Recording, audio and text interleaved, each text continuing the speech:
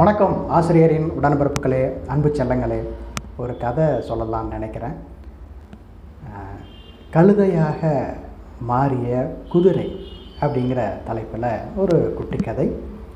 அதற்கு முன்னால் இன்றைய குறள் சிந்தனை என்ன அப்படிங்கிறத பார்த்துருவோம். அதிகாரம் 37 அவா அறுத்தல். குறள் 366. அஞ்சுவதோறும் அரணே ஒருவனை வஞ்சிப்பதோறும் அவா. அஞ்சணும், பேராசைப்படக்கூடாது. ஒருவரை வஞ்சிப்பதை விட ஒரு கேவலமான செயல் கிடையாது. அந்த பேராசை பிடித்த மனிதர்கள் தான் என்ன செய்வாங்க, பிறரை ஏமாற்றுவார்கள்.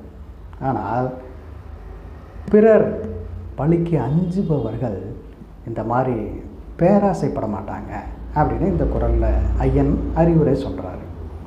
இப்போ நம்ம கதைக்கு வருவோம். அது சேர நாடு. அந்த சேர நாட்டில் ஒரு சிற்றூர். அந்த ஊரில் ஒரு சலவை தொழிலாளி நேர்மையாக வாழ்ந்து வருகிறார்.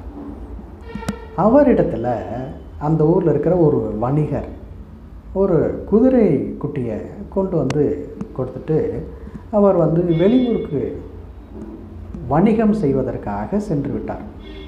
சில ஆண்டுகள் கழித்து அந்த வணிகர் அந்த சலவை தொழிலாளிகிட்ட போயிட்டு, என்னுடைய குதிரை திருப்பி கொடுங்க, நான் கொடுக்கும் பொழுது குதிரை குட்டி கொடுத்தேன், இப்போ பல ஆண்டுகள் ஆகிவிட்டது, அது வளர்ந்து பெரிய குதிரையாக ஆகியிருக்கும், என்னுடைய குதிரையை திருப்பி கொடுங்க அப்படின்னு சொல்லி அவர் கேட்குறார்.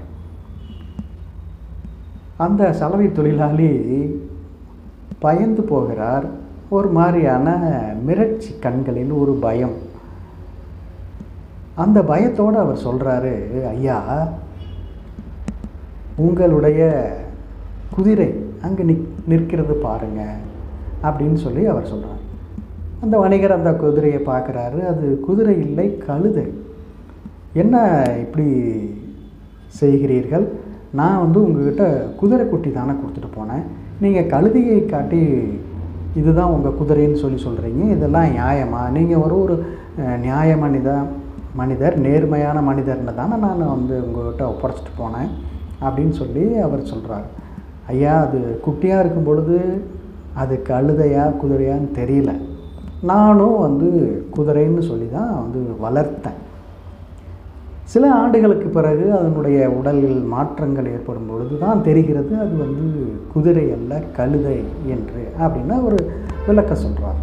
அந்த வணிகர் அதுக்கு ஒப்புக்கொள்ளவில்லை, ஏற்றுக்கொள்ளவில்லை. இல்லை, நீங்கள் பொய் சொல்கிறீங்க, நீங்கள் ஏமாத்துறீங்க அப்படின்னு சொல்லி அவர் கோபித்து கொண்டார். வழக்கு உண்டாகிட்டது. வழக்கை தீர்ப்பதற்கு அவர்கள் என்ன செய்கிறார்கள் என்றால், அந்த நாட்டு மன்னர் இடத்துல போய் முறையிடுறாங்க. அவர் மன்னர் கனிவோடு கேட்குறாரு, என்ன உங்களுடைய பிரச்சனை? ஐயா, நான் வணிகர் சொல்கிறாரு, ஐயா, நான் சில ஆண்டுகளுக்கு முன்னால் வெளியூர் சென்றிருந்தேன். அதற்கு முன்னால் இவரிடத்துல ஒரு குதிரை குட்டியை கொடுத்துட்டு போயிருந்தேன். நான் வணிகம் முடிச்சுட்டு திரும்பி வரும் பொழுது இவர் என்னிடம் கழுதையை காட்டுகிறார், கழுதையை திருப்பி கொடுக்கிறார் அப்படின்னு அவர் சொல்கிறார். இப்போ சலவை தொழிலாளிகிட்ட மன்னர் கேட்குறார், என்ன ஐயா உங்கள் பிரச்சனை, அவர் என்ன அப்படி சொல்கிறாரு அப்படின்னு சொல்லி அவர் கேட்குறாரு. சலவை தொழில் சொல்கிறாரு, ஐயா, அவர் என்கிட்ட ஒரு குட்டியை கொடுத்து வளர்க்க சொன்னது உண்மை, நானும் வளர்த்தேன். சில ஆண்டுகள் கழித்து அதனுடைய வளர்ச்சி அடையும் பொழுது குதிரையாக தெரியவில்லை, கழுதையாக இருந்தது அப்படின்னு சொல்லி அவர் தன்னுடைய வாதத்தை, ஒரு உண்மையை சொன்னார். மன்னருக்கு பெரிய குழப்பமாக இருந்துச்சு. அவருடைய அவையில் இருக்கிற அமைச்சர் மதிவேந்தனை அழைத்து, மதிவேந்தன் அவர்களே, இவர்களுடைய பிரச்சனை என்ன என்று கேட்டு அதை தீர்த்து வையுங்கள் என்று அவரிடம் ஒப்படைத்தார். மதிவேந்தன் யோசித்தார். சரி, நீங்கள் வீட்டுக்கு செல்லுங்கள், நாளைக்கு உங்களுக்கு தகவல் அனுப்புகிறேன் அப்படின்னு சொல்லி 2 பேர்த்தையும் அனுப்பி வச்சார். அடுத்த நாள் தண்டோரா போட்டாங்க.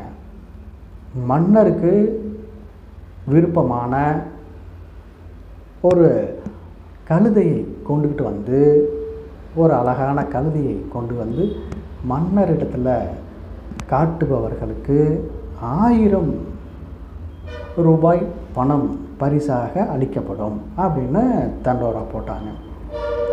இந்த வணிகர் யோசித்தார், இந்த கழுதையை விற்றா வந்து ஒரு 100 ரூபாய்க்கு தான் போகும், நமக்கு 1000 ரூபா கிடைக்குது.